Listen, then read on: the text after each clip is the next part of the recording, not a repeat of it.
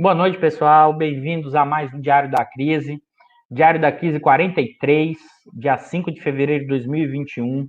Hoje a gente convidou, e o Daniel já esteve aqui em outros programas, acho que 2 ou 3 programas para trás, e como o tema voltou, e não só o Daniel vai acompanhar a gente em alguns diários, para fazer essa relação entre a questão brasileira e a geopolítica internacional. E eu convidei aqui o Daniel para a gente discutir, né, como vai se configurar a relação entre Brasil e Estados Unidos, né, quais são os rumos dessa configuração do governo Biden e com o que pensar nessa relação e no contexto da geopolítica. Então, um pouco do que hoje a gente vai apresentar essa discussão, tá? Mas antes, inclusive, de colocar o Daniel na roda, né? O Daniel aqui já pode até entrar, então dá boa noite, pessoal. Enquanto o pessoal está chegando aí, boa noite, Wesley, boa noite, Marcelo, boa noite, Daniel Nunes. O seu xará, Daniel, também já está aqui, Daniel Barreiros, com a gente, para a gente discutir. Tá, boa noite, Daniel. Bem-vindo novamente a mais um diário. E em breve, não por enquanto, mas em breve o Daniel também vai lançar aí um programa da geopolítica dessas conexões. Eu já estou botando o Daniel na roda. Ele falou assim: Eduardo, deixa mais para frente, mas eu já jogo ele na roda logo. Não tem isso, não, Daniel. Mas mais para frente, a gente vai fazendo os comentários. E nós estamos hoje no nosso diário, né, da crise 43. E aspas, o nome do nosso diário 43. Pressões sobre os Bolsonaros do mundo. Rumos da relação entre Brasil e Estados Unidos. Esse título do nosso diário está aspiado, inclusive, porque isso, uma das notícias da semana, entre as várias do contexto externo e interno que afeta o Brasil, está essa afirmação, né, do novo presidente da Comissão de Relações Exteriores dos Estados Unidos, o deputado Greg Means, tá, que incitou o presidente Biden a exercer pressão sobre os Bolsonaros do mundo para ter um grande impacto na defesa dos direitos de minorias e no meio ambiente. Né? Acho que esse é um pano de fundo importante e vários outros que o Daniel vai apresentar, que, por exemplo, chegou à mão do Biden um relatório sobre a questão de direitos humanos e a forma de intervenção e de atuação do governo Bolsonaro nesse momento. Né? Ó, a Cláudia, boa noite, Cláudia. A Cláudia acabou de chegar também a primeira vez nessa live. Bem-vinda, Cláudia. Mas vamos voltar aqui. Né? A questão toda que se coloca, e a gente vai explorar aqui bastante o Daniel, tanto eu quanto vocês que vamos realizar perguntas para o Daniel, é entender que configuração é essa, que governo Biden é esse, nesse contexto de, vamos dizer assim, de um revival, em parte, né, do que foi a política, da política externa norte-americana durante o governo Obama, né? Boa noite, Agda. Mais ainda, de um governo marcado pelo chamado, entre aspas, imperialismo humanitário. Tá? Esses são elementos para a gente pensar o que está em curso nessa configuração atual e como isso afeta ou não o governo Bolsonaro e quais são as trajetórias possíveis desse maior ou menor alinhamento. Mas antes, viu, Daniel, enquanto o pessoal está chegando, eu acho que é importante, e aí eu vou deixar o gancho que vai ser para o próximo diário, mas é reforçar um pouco do que a gente viu nos últimos 2 diários, que as notícias são explícitas do que a gente debateu nos últimos 2 diários da crise, as 2 semanas atrás. E a hipótese que a gente já tinha levantado, que é muito claro e evidente que o andar de cima não fecha com o impeachment do Bolsonaro. Pelo contrário, a capa da Veja dessa semana é impressionante. Assim, o Bolsonaro tem a segunda chance para executar o projeto liberal econômico.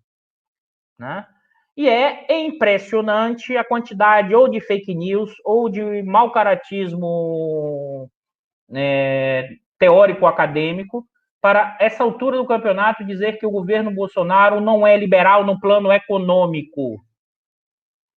É evidente que o liberalismo tem uma dimensão múltipla, econômica, política e filosófica. Inclusive, um dos pais do liberalismo, da bandeira liberal, é um filósofo moral, o Adam Smith, mas é também o pai da economia.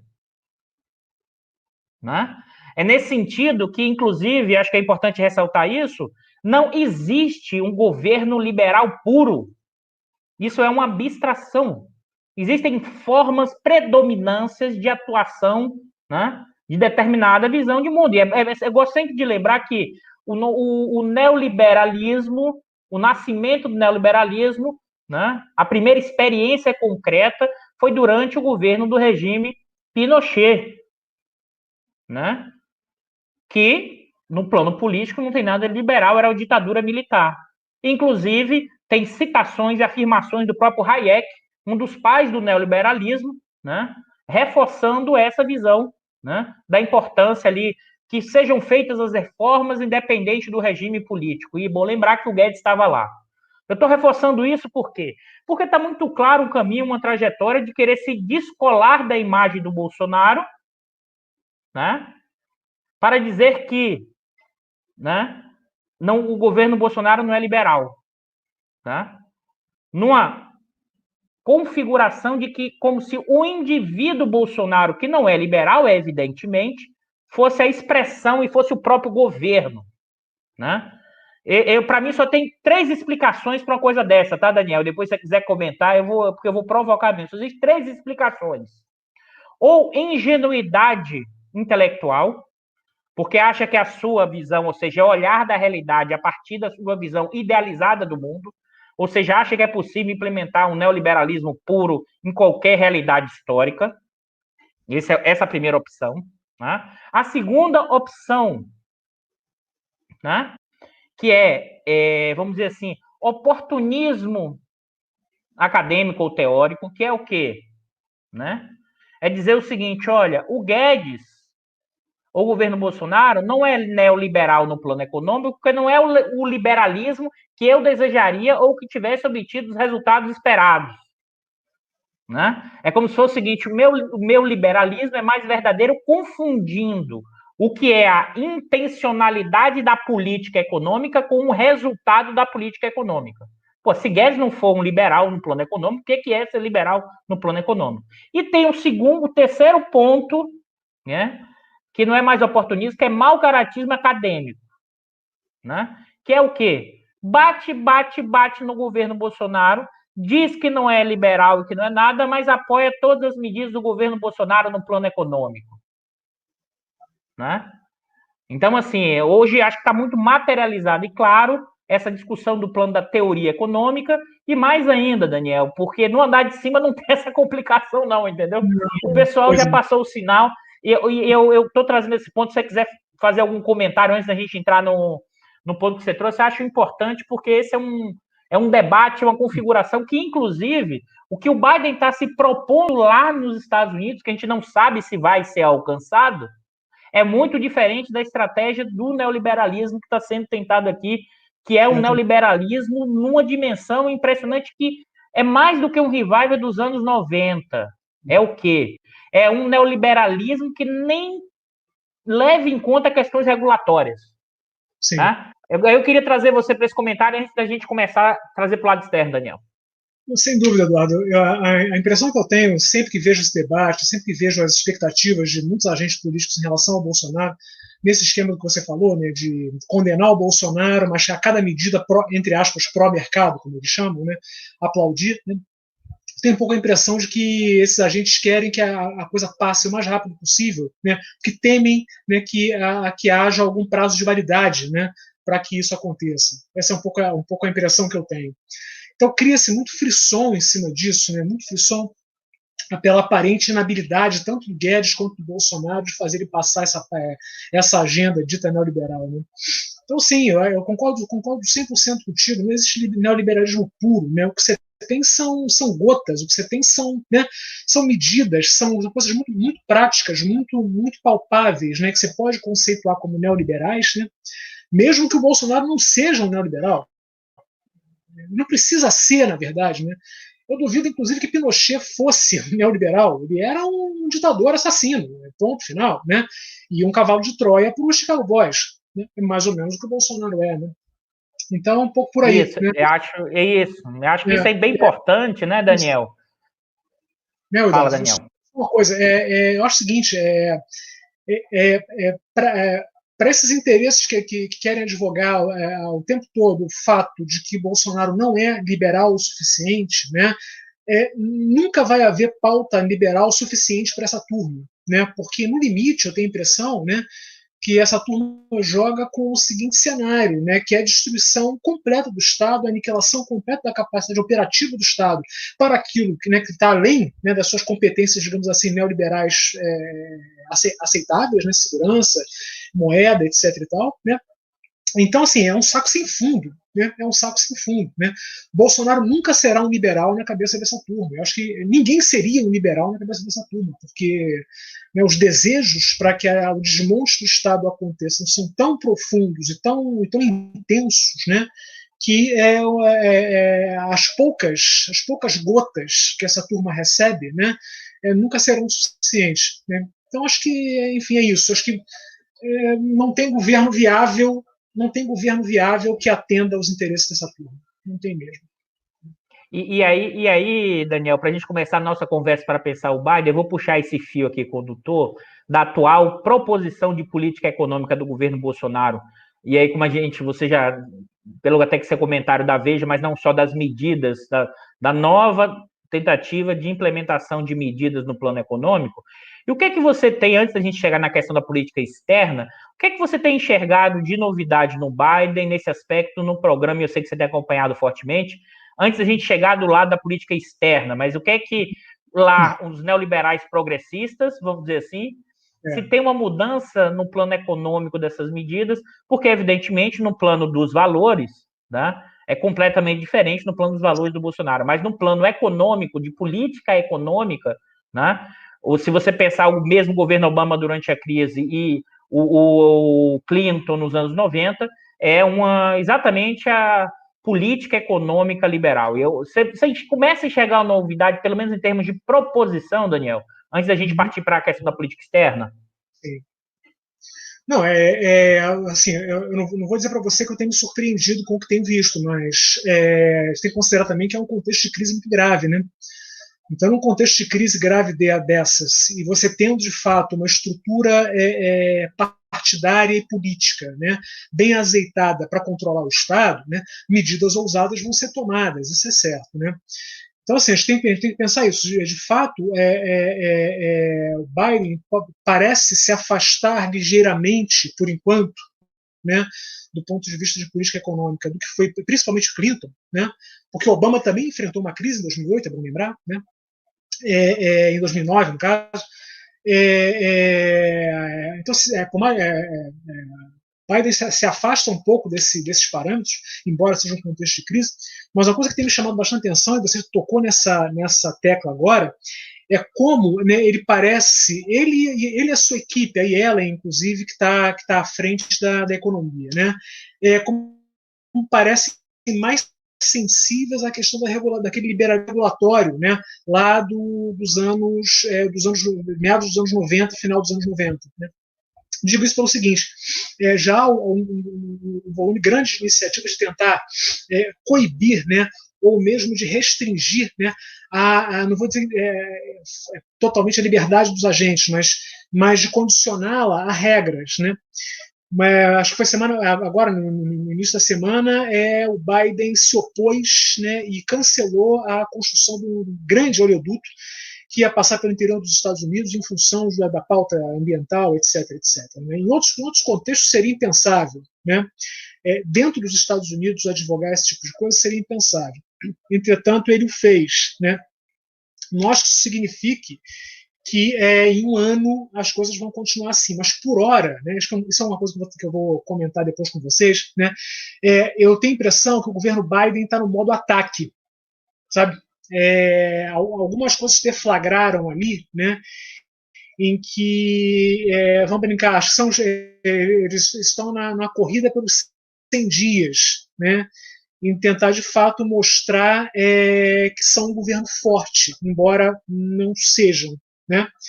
Então, assim, medidas de caráter mais regulatório estão aparecendo, que eu acho bem interessantes. Sem falar, claro, do pacote de estímulo, do pacote de recuperação de renda do trabalho, etc. E tal, que já vinham sendo conversados, mas agora está vindo forte. Né? Mas acho que por hora é uma demonstração. Né? Eu acho que o governo do Biden está querendo passar muito uma imagem de que enfim, que tem um recado a dar. Tá? Eu não garanto que em um ano e meio, conforme forem as circunstâncias, se essa mesma verve vai continuar dessa maneira. Tá? Mas, por hora, me parece que a expectativa, a tentativa de passar um recado político é bastante firme. Tá? Essa é a minha impressão. É interessante, Daniel, esse ponto que você trouxe, porque, em certa medida, tem uma tentativa, pelo menos inicial, e é evidente, porque dado que foi o Capitólio, dado que foi a própria votação do Trump, e a própria vitória do Trump depois no seu primeiro mandato, tem elementos, me parece, que de diferença do governo Obama, numa tentativa aí de criar espaços para mostrar força e de uma estratégia que tente, em certa medida, dar algum tipo de ou satisfação ou de alguma girada, pelo menos incremental, do que foi o próprio governo Obama ou que foi o próprio governo Clinton. É isso mesmo, Daniel? Ou a impressão, ou eu estou fazendo uma análise equivocada? Mas você mesmo diz que pelo menos tem uma intencionalidade inicial, mas não necessariamente se concretizará. Correto, né? Totalmente correto. Eu acho que o governo Obama foi bastante decepcionante em muitos pontos de vista. Né? Bom, de política externa nem se fala, mas mesmo em termos econômicos, bastante decepcionante. Então, assim, de fato, já existe um passivo que o Partido Democrata arrasta atrás de si, desde a derrota dos democratas para o Trump há 4 anos, né, que, do ponto de vista do partido, exige uma resposta imediata, até porque o inimigo agora é muito mais perigoso, né? Lá atrás, em 2015, 2016, eles estavam enfrentando os republicanos que eram o devil you know, né? O diabo que você conhece, você sabia mais ou menos como é que eles operavam. Né? Agora, na virada com o Trump, bagunçou o tabuleiro completamente. Né? Então, eu acho que o momento agora, como eu falei para você, a impressão que eu tenho é de que a própria escolha de gabinete do Biden, enfim, as declarações iniciais, né, já mostram de fato que é um soco na mesa. Né? É um soco na mesa porque, do ponto de vista deles, é preciso desalojar o quanto antes, né, e o máximo possível, essa força que é uma força ainda pouco conhecida, né, que é esse lado, digamos assim, sombrio do Partido Republicano, embora o Partido Republicano seja sombrio por definição, mas esse lado mais sombrio do Partido Republicano fechado com o Trump e os seus aliados e admiradores e por aí vai. Né? Então, sim, está um efeito de demonstração muito forte agora. Essa é a minha expectativa. Né? Como eu falei, se daqui a um ano a gente voltar a conversar, a gente pode medir isso, mas eu acho que essa verve vai... É claro que a gente vai voltar a conversar, Daniel, mas a gente... assim espero. Não, sim, com certeza. Eu acho que, enfim, é isso. Eu acho que, conforme for, né, tem que ver também se vai ter sucesso, né? Porque, como eu falei, o governo Biden já me parece um governo fraco. Né? O Biden não chega na presidência com a legitimidade, desculpa, com a legitimidade do Obama, por exemplo. Né? Primeiro presidente negro, né, aquela coisa. O Biden já chega né, já levando um carrinho, né? Tá com as pernas mancas já, pernas bambas. Então, para ele ficar de pé e se mostrar de fato um presidente à altura do partido, né, vai precisar suar a camisa, não vai ser assim à toa. E aí eu queria trazer um ponto, Daniel, porque é uma tentativa de retorno, tá, ao que foi o governo Obama no plano externo. Né? Se você olhar todos os quadros que foram colocados nos locais estratégicos para a questão da política externa norte-americana, são remanescentes do Obama. Sim, mas aí o que eu queria trazer essa questão é o seguinte: como vai ser possível a retomada de uma lógica, e eu queria até que você comentasse conceitualmente isso, de um imperialismo humanitário, né, por a chamada do nosso programa essa provocação, mas ao mesmo tempo num contexto que você tem dificuldade de unidade interna, porque isso a gente nunca pode esquecer, porque você não consegue ter essa força tão grande para ir para o mundo no sentido de reduzir o poderio ou tentar diminuir a subida chinesa e russa, se você tem que resolver problemas internos, que não são triviais, como você mesmo alertou, que o Biden parece que já chega cansado no momento que tem que demonstrar muita força e capacidade de coesão interna. Ou seja, como ele tem um baita problema para resolver interno, como é que ele consegue essa força para fazer o movimento da coesão externa para seguir uma reconfiguração de um chamado imperialismo humanitário. E aí, depois, até para quem não é afeito ao termo, Daniel, essa provocação aí desse termo imperialismo humanitário, que é uma contradição em termo, por isso que eu aspiei, inclusive, quando eu fiz a chamada, para pensar um pouco da estratégia de dominação norte-americana. Olha, Eduardo, assim, a situação dos democratas agora é enfim, um abacaxi tamanho do mundo para descascar, né? Porque uma coisa é você fazer imperialismo humanitário lá nos anos 90, né? Pós-Guerra Fria, União Soviética derrotada, aquela coisa toda, fim da história, né? Sucesso absoluto da democracia liberal e o capitalismo, né? Esse é o caminho para o mundo, né? Então, para o Clinton foi fácil, né?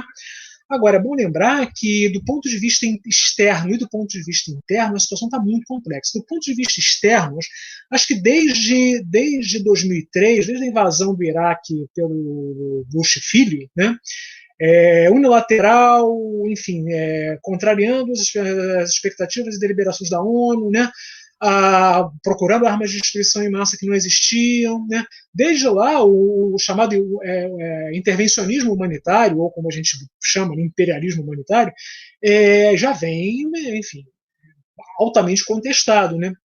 E no contexto atual, Eduardo, nem China, nem Rússia, né, nem Moscou, nem Pequim estão dispostos a aceitar essa conversa de novo, né? Então, assim, o contexto externo é muito ruim. Agora, o contexto interno é tão ruim quanto. Você tem um volume razoável de grupos internos, né, fora de controle, rastreados pelo FBI, mas, enfim, estão ali, né, enfim, pulverizados, né, e que entendem que esse imperialismo humanitário é na parte de uma conspiração global, né? Parte de uma conspiração global para a implantação do governo planetário, enfim, essas teorias da conspiração que a gente conhece, né? Então, é por isso que eu acho o seguinte: política externa e política interna nunca irão se confundir tanto quanto nos próximos 4 anos nos Estados Unidos, né? Eu acho que, embora lógico. Essa hipótese é bem interessante, Daniel, porque isso não é trivial, não. Desenvolve mais ela aí pra gente. Para eles, Eduardo, para os Estados Unidos, isso é novidade. Né? Porque eles até então, Eduardo, pensa na Guerra Fria, né? Eles tiveram um concerto bipartidário, um consenso bipartidário bastante razoável, né? Eu diria um consenso muito funcional no sentido de entender qual era a grande estratégia americana, né? A grande estratégia era a contenção e o rollback, era isso, em momentos diferentes da história da Guerra Fria, né? Então você não tinha, de fato, grandes bolas divididas em termos de política externa. Claro, sempre uma dissensão ou outra acontecia, mas você tinha um consenso a respeito da grande estratégia americana que, enfim, facilitava imensamente a tomada de decisão de política externa. Só que agora, né, em certa medida, o inimigo externo é o inimigo interno, né, porque você luta no fronte interno e luta no fronte externo. Tanto é, Eduardo, que a gente tem que ficar atento para esse movimento, tá? Repara que desde pelo menos 2003, desde o Patriot... Daniel? Opa! Viu, Daniel? Não, antes de você seguir, é por isso que o nosso programa hoje tem esse título, né? Porque exatamente o novo presidente da Comissão de Relações Exteriores do Congresso norte-americano incita ao Biden a combater os bolsonarismos do mundo. Exatamente por quê? Porque é combater também internamente esse tipo de estratégia. Acho que esse ponto que você chamou é central e nos traz esse debate que está fazendo. Este é o ponto, tá? Como eu falei, eu acho que tem um divisor de águas, é a invasão do Capitólio. Tá? Aquilo foi um divisor de águas. A gente não conseguiu, a gente não tem ainda distanciamento histórico para entender o impacto que aquilo teve. Né? Para o mundo foi um choque, mas para eles, enfim, a gente não consegue medir o choque que foi aquilo. Né? Aquela é uma subversão de expectativas em termos do corpo político americano que não tem precedente. Né? O pessoal fala, mas houve ataque a prédios públicos americanos em 1812 com a guerra contra a Inglaterra. Mas foi uma guerra contra a Inglaterra. Né? Ali na invasão do Capitólio foi um elemento de sedição interna. Né? Então, a política externa do Biden é uma política para dentro, não é para fora. É para dentro, é uma resposta para aniquilar, e eu vou dizer aniquilar talvez, vamos acompanhar, isso é só hipótese, tá? Aniquilar com requinte de crueldade, tá? O que restou do trumpismo lá, que é muito, né? Que é muito. Então, não dá para entender a política externa do Biden agora sem entender o contexto interno, porque o inimigo interno é o inimigo externo. Tá? Então, a invasão do Capitólio, para mim, foi um divisor de águas, né? Porque até então eu não tinha muita certeza se o Biden e sua equipe, né, já iam chegar de primeira, né, com uma postura muito agressiva em termos de realinhamento da ordem liberal global. Que é o que eles querem fazer, né? Eles perderam esse bonde, ficaram 4 anos aí com a America First, né? Nessa coisa do Trump, de recuar, enfim, de deixar os aliados se virarem por conta própria, desagrega a OTAN, deixa os japoneses por conta própria, enfim, né? Essa coisa que foi altamente desagregadora em termos de hegemonia americana. O Trump contribuiu, aliás, o Trump eu diria que é um dos grandes amigos da China e da Rússia, né? Porque ele abriu espaço para os chineses e russos avançarem a passos larguíssimos. E agora a tarefa do Biden é fazer isso rolar para trás. Né? Agora, a gente tem que ficar atento no seguinte: eu acho, Eduardo, que é possível, tá, que a gente veja mais uma escalada, tá, mais um degrau de desdemocratização nos Estados Unidos. Aí você vai me dizer, mas peraí, pô, mas o cara não é humanitário, o cara não defende os valores. Isso, explica isso pra gente desse processo aí, Daniel. O que é que você tá identificando com centralização de poder, controle das mídias sociais privadas pelo Estado? Lembra o seguinte, né? Não, é por aí. Lembra o seguinte, porque o Patriot Act, que foi passado pelo Bush em função das Torres Gêmeas, aquela coisa toda, né? Foi um conjunto de leis, né? Um conjunto de regulamentos extremamente lesivo no sentido dos direitos civis, né? Certamente uma mancha, né, no que eles entendem por democracia e na própria imagem deles enquanto uma democracia espelho para o mundo, não há a menor dúvida. Né? Foi de fato um instrumento persecutório e por aí vai. Só que isso veio casado com o humanitarismo, com o intervencionismo humanitário. Uma coisa não descasou da outra. Uma coisa era perseguir o inimigo interno, que era o terrorismo islâmico naquele tempo, né? Bom, ainda em grande medida, mas agora eles têm outro inimigo, que é o terrorismo branco interno americano. Né? Você casa essa política persecutória interna com uma ideia de expansão da democracia global. Né? Isso, né, para muitos analistas, já mais um passinho na direção do cadafalso, porque parece que a democracia americana, de fato, está muito, muito chacoalhada. O Trump chacoalhou ainda mais. E eu acho que o Biden vai chacoalhar mais ainda. Tá? Porque já começa a se ensaiar, Eduardo, né, uma espécie de. Isso é muito embrionário ainda, tá? Mas uma espécie de articulação internacional, tá? Que tem, por exemplo, o Canadá, né, a Austrália e o Japão, né, como elementos centrais nessa articulação, tá, para criminalizar como terrorismo, tá, de fato, terrorismo digno de Guantánamo e Abu Ghraib, etc., tá, terrorismo a extrema-direita. Então, assim... Só um comentário, Daniel, porque o Canadá, o primeiro-ministro, acho que ontem, já decretou os Proud Boys como terroristas. Sim. O Trudeau já deu o passo para frente, né, de capitanear o processo. Então, assim, é claro que é uma ameaça, né, não estou aqui advogando em favor, achando que a pauta desse pessoal é uma pauta eticamente ou civilizacionalmente cabível. Entretanto, né, é bom a gente ficar atento, porque é possível que haja deslizes, tá? E que você, ao querer matar um monstro, se torne um monstro. É bom ficar bem atento para isso.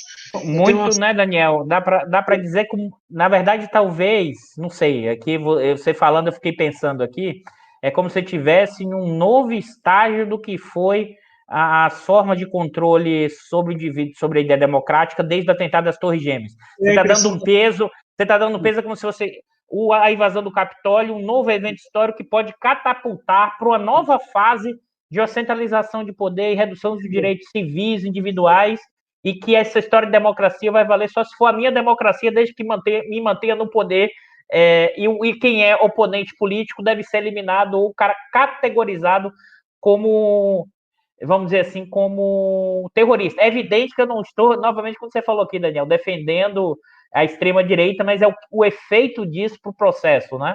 É mais ou menos isso? Não, exatamente isso. E eu te digo mais, assim, isso, Eduardo, dilui a fronteira entre o externo e o interno. Isso é que é importante de pensar, né? Por isso que você deve comentar daqui a pouco o artigo do Larry Rothers, né? Possivelmente, Sim. né? Então, quando você comentar, eu te falo um pouco do que eu acho, porque eu acho que, enfim, daqui a pouco a gente fala disso. Eu acho que esse artigo não tem o que ele está propondo nesse artigo não tem como se tornar verdadeiro. Mas depois a gente fala quando você. Isso. Tá? Então, eu acho isso, Dota. Há uma confusão, de fato, as fronteiras entre o externo e o interno estão diluídas, né? Depois da invasão do Capitólio, não há a menor dúvida, do meu ponto de vista, que o momento para o Biden é um momento de fato, dar o soco na mesa. Né? Porque, veja bem, continua espantando muito, tá? Continua causando muito espanto a resistência dos republicanos a abandonar a agenda trumpista. Tá? Eu achei, honestamente, que fosse haver uma debandada de imediato. Tá? E isso não aconteceu. Então, inclusive a ameaça. Mas talvez aí, né, Daniel? Aí acho que dando uma pitada nessa história, para até pensar algumas analogias com o que é o bolsonarismo aqui, com suas diferenças, mas é a questão do voto, né, Daniel? A conexão, a coisa do cálculo do custo da perda eleitoral de uma massa muito grande de votos, e você sair nesse momento desse negócio, você não vai achar espaço político em outro local, você não vai achar no outro partido oponente, outro discurso. Então, tem uma dificuldade que é mais estrutural, mas tem uma dificuldade também eleitoral, porque tem um conjunto enorme que vota, acredita naquela visão. Então, parte do partido saindo, ele fica ainda mais sem rumo, não sei. Não, concordo com você. E aí, assim, e ao passo que isso acontece, né, as medidas que o próprio governo americano, tanto o legislativo quanto o executivo, começam a tomar, começam também a criar o que é muito assustador, uma aura de santidade nessa turma, né? Vou te citar um exemplo. Eles têm lá, nós temos a Bia Kicis aqui, né? Lá eles têm a Bia Kicis potencializada a centésima potência, né? Que é a tal da Marjorie Greene, né? Que é uma congressista da Geórgia. Essa senhora acredita para vocês terem ideia do grau do negócio, né? Essa senhora acredita que os incêndios na Califórnia foram causados por um laser em órbita que os judeus colocaram para mudar a ordem mundial. Tá? Ela de fato acredita nisso, vende essas teorias da conspiração, e ela fazia parte de uma comissão importantíssima, né, no parlamento, e ela foi destituída dessa comissão, né, em função das opiniões dela, enfim, da maluquice dela, né. Até onde eu entendo, né, maluquice não é suficiente para destituir ninguém, porque afinal de contas ela foi eleita, né? Então repare que nesse ímpeto de combater a extrema direita, o outro lado já começa a assumir medidas, né, que não só reforçam a narrativa conspiratória, salvacionista da extrema direita, né, mas também já discrepam do próprio métier, né, da democracia representativa regular, né? Então, enfim, né, vamos. Estou só trazendo essa ressalva para a gente ficar atento, porque eu acho que os próximos 4 anos vão ser bem decisivos para se a ordem mundial nos próximos 50 anos permanece centrada em Washington ou não. Sem querer exagerar. Eu acho que temos que ficar atentos. Nesse sentido, Daniel, desse ponto que você trouxe, que a política externa norte-americana está cada vez mais conectada com a questão interna, e que, como eu já comentei aqui, o próprio novo presidente da Comissão de Relações Exteriores do Congresso incita o Biden a fazer essa pressão, ou seja, combater os bolsonarismos do mundo para que isso tenha um impacto humanitário e ecológico. Então, nesse sentido, eu queria ouvir sua percepção, porque isso vai afetar completamente não só os bolsonaristas do mundo, porque o Bolsonaro, inclusive, virou simbolicamente hoje a representação dessa extrema-direita no mundo, como você acha que o Biden... Eu queria que você separasse, em termos de, nesse primeiro momento, uma ideia de intencionalidade inicial, ou como você... se essa intencionalidade de, vamos dizer assim, de tensionar com o Bolsonaro significa tentativas de mudança de regime, o que é que você acha disso? Porque é bom sempre lembrar, o pessoal esquece que caso do Snowden, caso dos vazamentos e grampos da presidenta Dilma, da Petrobras, Primavera Árabe, tudo que a gente viu, são todos durante o governo Obama, tá? E mais ainda, todo o pessoal, uma parte enorme do pessoal da inteligência, do pessoal das relações internacionais, da área de defesa, da área, todos eles estão de volta, inclusive em postos maiores do que eram naquele momento. Então, feito esse parênteses, eu queria te escutar o seguinte: é claro que tem uma pressão, mas qual você acha? Eu sei que é uma pergunta muito difícil, porque a gente está aqui, na verdade, mais do que ter uma resposta pronta, quais são os cenários possíveis que você acha dessa relação atual com o Biden e com o Bolsonaro, ou seja, dos Estados Unidos no Brasil, desse tabuleiro que é política externa norte-americana, depende cada vez mais da dinâmica interna, no cenário de um aumento da disputa geopolítica com Rússia e China. Sim. Eu acho assim, Eduardo, talvez estar na posição do Biden agora seja o pior dos trabalhos do mundo, né? Porque ele vem sofrendo e irá sofrer cada vez mais pressões de todo tipo, das mais variadas possíveis, né? Então, assim, eu acho o seguinte, acho que nada está descartado, tá? Nada está descartado, né? Como você bem lembrou, essa aí é a turma que opera a mudança de regime, enfim, né, com o Facebook e lá a Primavera Árabe. Então, esses caras sabem como fazer, né? E isso faz parte do portfólio de medidas autorizadas e necessárias para garantir os interesses nacionais americanos em situações normais. E essa agora, Eduardo, não é uma situação normal. Tá? Isso é o que eu quero chamar a atenção de todo mundo que está ouvindo a gente aqui. 2021 não inaugura uma situação normal. Tá? Os Estados Unidos não estão em modo de manutenção de hegemonia, eles estão em modo de reconquista. Tá? Não que tenham perdido a hegemonia, obviamente, porque até que isso aconteça, muita água tem que rolar. Tá? Mas o pouco que já se fragilizaram, né, já acende a luz vermelha, no sentido de que a agressividade em termos de reconquista de posições de poder, né, de hegemonia no sentido gramsciano mesmo, de ditar quais são os padrões, quais são as normas éticas, né, o que pode, o que não pode, né, o que está autorizado e o que não está, né, retomar isso para eles é absolutamente crucial. Agora, dito isso, tá, qual será a postura de Biden em relação a Bolsonaro? Né? Vamos tentar dividir isso em dois lados. Né? Um lado é o seguinte: bom, você tem muitos interesses em jogo, obviamente, interesses que o Biden certamente não vai querer trazer à tona, né? Que são interesses óbvios de penetração na economia brasileira, etc., que podem ser prejudicados a partir de uma política externa muito agressiva. Tá? Isso é um ponto. Então, isso já é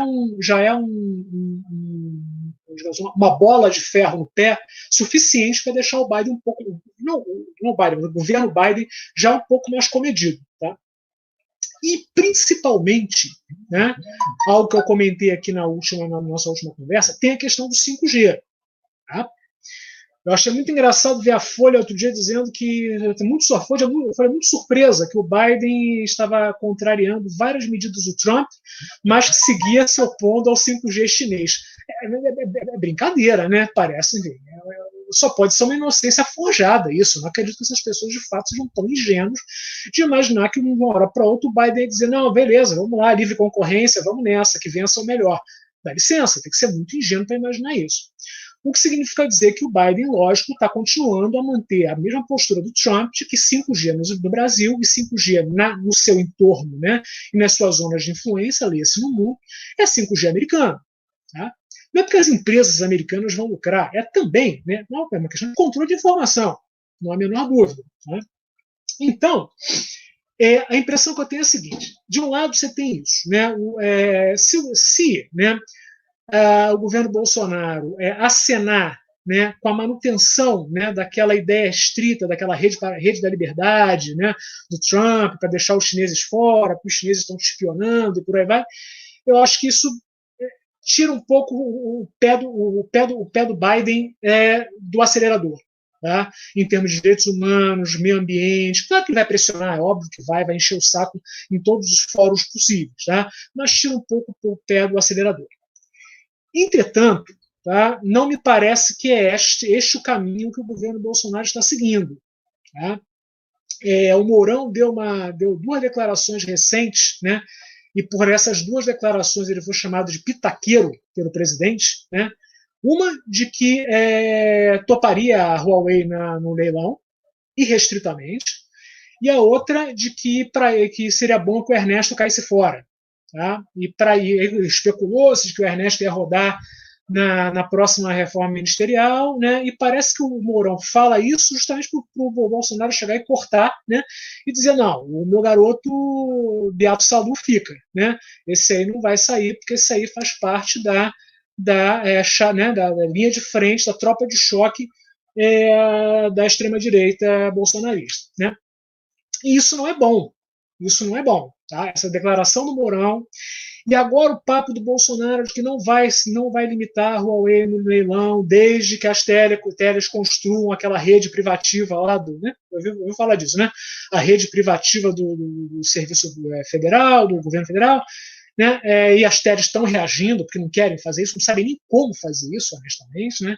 Enfim, esse caldo vai entornar. Essa é a impressão que eu tenho. Tá? E se esse caldo entornar e o governo Bolsonaro não for capaz de manter de fato a China fora, aí eu acho que o Biden passa a olhar com um pouco mais de cuidado os recados que ele está recebendo da Comissão de Relações Exteriores. Né? Por exemplo, ontem, se não me engano, ontem ou anteontem, um grupo, acho que de 100 acadêmicos de Harvard, das grandes universidades da Ivy League e de grandes think tanks americanos, fizeram um dossiê, né, que foi entregue ao Biden, né, pelo Juan Gonzalez. O Juan Gonzalez ele é assessor do Conselho de Segurança Nacional para o Hemisfério Ocidental. Tá? É um cara com uma posição de razoável poder, né? Uma posição talvez compatível, mas um pouco menos, lógico, menos importante do que a que o John Bolton desfrutava no governo do Trump, embora o John Bolton tivesse uma posição superior a esse senhor. Mas Juan Gonzalez, que é um sujeito francamente favorável ao intervencionismo humanitário, né? Ou ao imperialismo humanitário. Né? E esse dossiê feito por acadêmicos e por pesquisadores de think tanks e por gente influente, chegou às mãos do Biden a partir do Juan Gonzalez, que recomendava a Washington a interrupção, ou melhor, a restrição das suas relações diplomáticas com o Brasil. Tá? Assim, de modo claro e nítido e rasteiro. Né? Não é o corte de relações, mas uma restrição de relações diplomáticas com o Brasil em função da pauta bolsonarista, em função do Bolsonaro e do governo brasileiro. Né? E propõe, inclusive, que os acordos assinados pelo Bolsonaro com o Trump fossem revogados. Tá? Inclusive, surpreendentemente, o acordo de cessão de Alcântara, tá? Que muita gente não entendeu o porquê ainda. Né?